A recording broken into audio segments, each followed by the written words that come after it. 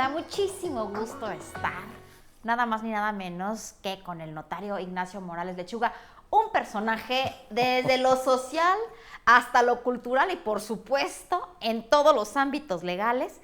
El notario, qué gusto estar contigo, notario. Al contrario, el gusto es mío, Viviana, muchas gracias. Notario, naciste en Poza Rica. Nací en Poza Rica, Veracruz, la capital lodera del mundo en aquella época. Andábamos con el lodo hasta los codos. ¿Y cómo fueron esos años? Platícame. Fueron muy agradables para mí, no tuve realmente carencias porque no las requería, no las necesitaba, pero combinaba los estudios con trabajo con mis padres en el mercado, a veces andaba yo pues empacando el café y en otras ayudando en el despacho de maíz, de frijol. El dueño de la tienda nos pedía que sacáramos el frijol de unos botes enormes donde los ponía con agua toda la noche para que las clientas sintieran que estaba suavecito y que era recién cortado. Y se lo llevaban todo, pero uno se quedaba diciéndole, hágalo de inmediato porque si no va a germinar por el calor y por las condiciones. Pero fue una infancia bastante agradable, bastante feliz. En algún lugar leí, no tenías todos los lujos económicos, viviste de una manera muy modesta esos primeros años. Pues sí, iba yo a una escuela para hijos de trabajadores petroleros, luego una secundaria por cooperación, la preparatoria en iguales condiciones, pero los maestros muy buenos, muy entusiastas. Yo los veía llegar con los pantalones enlodados, los zapatos, a veces empapados, pero no dejaban de dar clase. Y eran muy buenos profesores. Se veía, se observaba la gran vocación que tenían por enseñar. Nos veían como sus hijos espirituales. Verdaderamente, yo no tengo queja alguna ni de la primaria, ni de la secundaria, ni de la preparatoria. ¿Y si eras buen estudiante? ¿Sí te gustaba? Era yo una mezcla de todo, Era yo buen estudiante, pero era travieso, me gustaba jugar fútbol, me gustaban las travesuras y las bromas, y también participaba yo en la política estudiantil. Sí, bueno, fuiste líder estudiantil a los 17 años, platícame. Sí, bueno, a los 17 años lancé mi candidatura política para ser preso político, pero era yo menor de edad. Y acabé enfrente del gobernador, don Fernando López Arias, quien sabiamente me explicó la diferencia entre lo que era el destierro, el encierro y el entierro. Sí.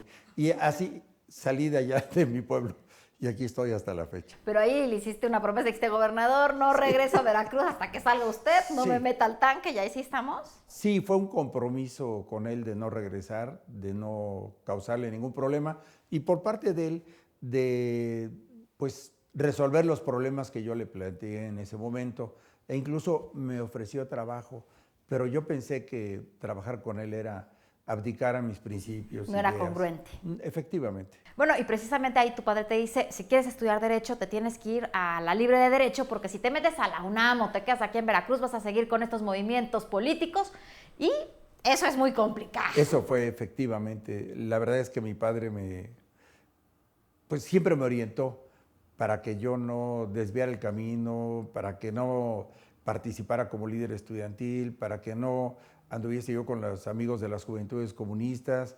En fin, siempre fue muy, muy, muy enfático, muy cuidadoso. ¿Tenías una visión muy comunista en ese entonces? Pues sí, yo creo que todos queríamos ser Che Guevara, todos los de mis amigos, y todos pensábamos en la revolución. Hasta años después me di cuenta que las revoluciones tenían un efecto negativo terrible. ¿Y entras a la Libre de Derecho? Entro a la Libre de Derecho, entré con un miedo, como todos entramos ahí, y entraba a los exámenes aplaudiendo con las rodillas, pero me fue muy bien, es decir, saqué mi carrera bien, con buenas notas, buenas calificaciones, no reprobé ninguna, y desde 1975 me invitaron a dar clases, y en el 2004 me eligen como rector, se descuidó la Junta General de Profesores, que es el órgano competente, e inicié una serie de cambios en la escuela, ya que no puede uno hacer revoluciones, cuando menos reformas hay que hacerlas. ¿Y te quedó esa espinillita de empezar a hacer movimientos políticos y cosas? Porque siempre has querido entrar a la política de alguna u otra manera. Yo creo que uno entra a la política por dos razones. Uno, el poder.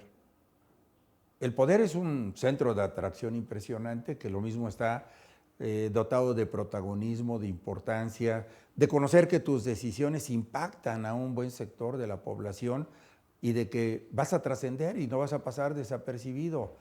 Y el segundo motivo que pareciera ser paradójico con el poder podría ser muy egoísta, y lo paradójico de esto es que al mismo tiempo te conlleva a ayudar a las personas, a tener empatía por el sufrimiento, por el dolor o por las necesidades de los demás y preguntarte de qué manera puedo ayudar a los demás. Bueno, que había mucho que cambiar, ¿no? Fuiste procurador del Distrito Federal, después procurador general de la República, en una época de mucho cambio, precisamente ya en el gobierno de Carlos Salinas de Gortari. Mira, empecé con un programa que era el Programa Nacional de Seguridad Pública, que tenía como propósitos modernizar, profesionalizar y moralizar las corporaciones policiales.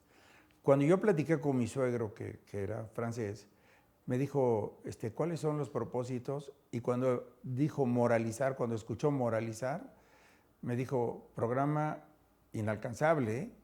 O sea, lo vi así como diciendo, no creo que haga nada Nacho al respecto. Y hasta me relató algo que después leí en la biografía de Gaulle, cuando él va entrando a su despacho siendo presidente y está un ayudante de cámara azotando el teléfono porque no se puede comunicar y dice, voy a acabar con todos los imbéciles. Y en ese momento el general de Gaulle se voltea y le dice, programa muy ambicioso, y siguió caminando. No dijo nada más. Yo creo que este país también hay que verlo con todos los ideales y con todas las ambiciones, porque yo creo que es posible cambiarlo. Yo en algún momento me sentía bien decepcionado porque dije, ¿dónde están los principios y valores que como comunidad o en lo personal nos deben animar y nos deben empujar a ser mejores en México? Pero después empecé a descubrir que las redes sociales son impresionantes, son jueces implacables, contundentes, tal vez muy primitivos o muy directos, no entienden de matices, pero me pareció que era algo excepcional que alguien retomara la bandera y esa bandera de principios y valores personales y sociales, de honestidad, de honradez, las calculara y las colocara en el centro del escenario, hasta en el fútbol, ¿eh? No, bueno, sin duda. Pero a ti también eres un hombre de poder, te interesa el poder. ¿Por qué? Porque ya tenías una notaría, estabas ganando muchísimo dinero en la notaría y te vas a ser un hombre de poder. Eso, ¿qué fue el caso más complicado que tuviste ya en la Procuraduría que resolver? Mira, dos cosas. Yo creo que uno va por vocación y por abrazar proyectos. Y yo abracé el proyecto de manera muy directa de Carlos Salinas de Gortari. A mí me parecía positivo. Y segundo, de los casos más difíciles de la Procuraduría, era el que tenía yo enfrente en el momento. Porque ya cuando lo rebasaba, ya sentía fácil. Pero digamos, casos relevantes, muy difíciles, el caso Buendía, en donde estaba entrampada la relación del gobierno con los medios de comunicación. Bueno, es que ahí estás hablando que matan a un agente de seguridad de los Estados Unidos, al famosísimo Kiki Camarena, que a la fecha tú llegas al Homeland, a la oficina esta del Homeland Security, que es el edificio de seguridad interna, y dicen a nuestro héroe, sí, el Kiki Camarena. Debe de haber sido durísimo. Durísimo, muy difícil las presiones. Y por otro lado, cómo manejar en aquella época con total y absoluta transparencia la investigación. Creo que finalmente muchos no es que no estén convencidos del resultado de la investigación. Yo creo que llegó al punto de decir, yo creo que hay otros involucrados que pudieran no estarlos revelando.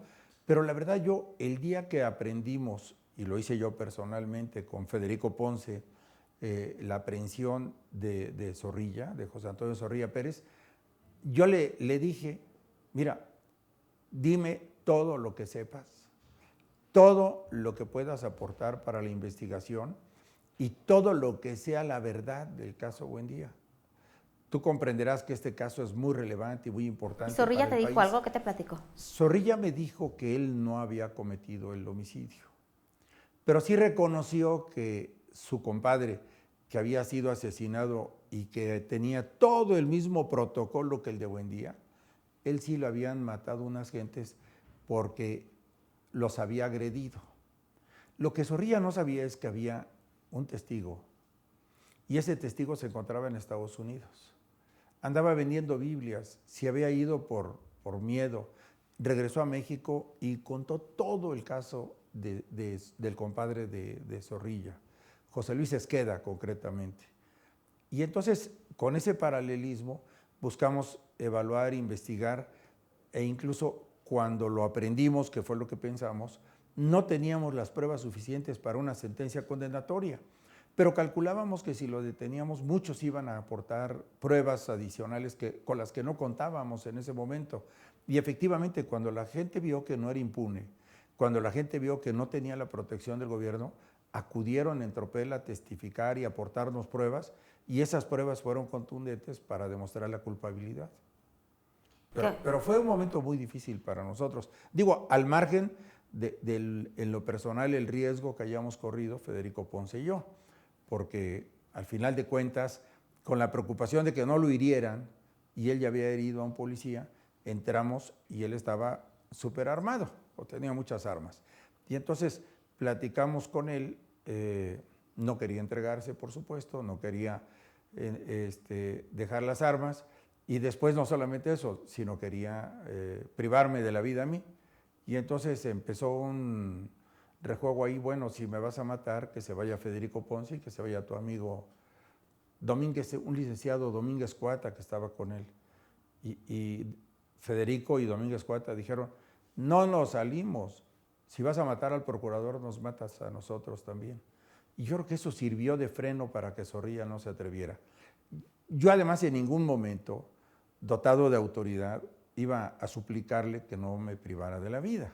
Pero, ¿y la seguridad? ¿Que no tenías guaruras, gente que estuviera contigo? Yo andaba solo con el chofer y eventualmente traía un motociclista para que me abriera camino, o si iba yo a algún evento del presidente, pues me montaba en la moto atrás. Si había un embotellamiento, llegaba yo despeinado pero puntual. Siempre lo calculé. Y en ocasiones yo mismo manejaba, ¿eh? Igual como Procurador General de la República, yo traía nada más un ayudante, a veces un motociclista, en ocasiones si sentía yo, me avisaban que había algún riesgo, pues traía 2 agentes atrás. ¿Y ya en la PGR cuál fue tu caso más complicado? Yo creo que el caso más complicado en la PGR fueron 2. Uno, el tema con la relación con Estados Unidos en el caso de Álvarez Machain. Yo le decía al procurador americano, mire, tenemos, haga de cuenta, una gaveta con muchos cajones. Y todos los cajones están funcionando bien. Uno de ellos se atora. Este es Quique Camarena, Álvarez Machain. Vamos a trabajar todos los demás, que no nos impida que trabajemos este caso. Es decir, si los demás cajones están bien, vamos a seguir trabajando con ellos. Y me dijo, bueno, me parece buena fórmula. Entonces trabajamos muy bien, pero cada rato nos aparecía ese tema. Y el de Álvarez Machain, que lo habían secuestrado de México, la DEA, agentes de la DEA. Y entonces nosotros, por dignidad de nuestro país, no podíamos permitir que a quienes les habíamos abierto las puertas vinieran y secuestraran a una persona. Por eso cuando la Corte resuelve negativamente en contra de México el caso Álvarez Machain, yo le propongo al presidente, y el presidente lo acepta, una suspensión temporal del convenio de cooperación con la DEA, y se decreta, y se publica, y se les notifica. Y entonces todo el mundo pues entró en pánico, pero sí en una alerta impresionante. Finalmente ganamos, y finalmente nos trajimos a Álvarez Machain a México. Y yo estuve de acuerdo en investigarlo con los datos o pruebas que la DEA nos diera, que nunca nos dio.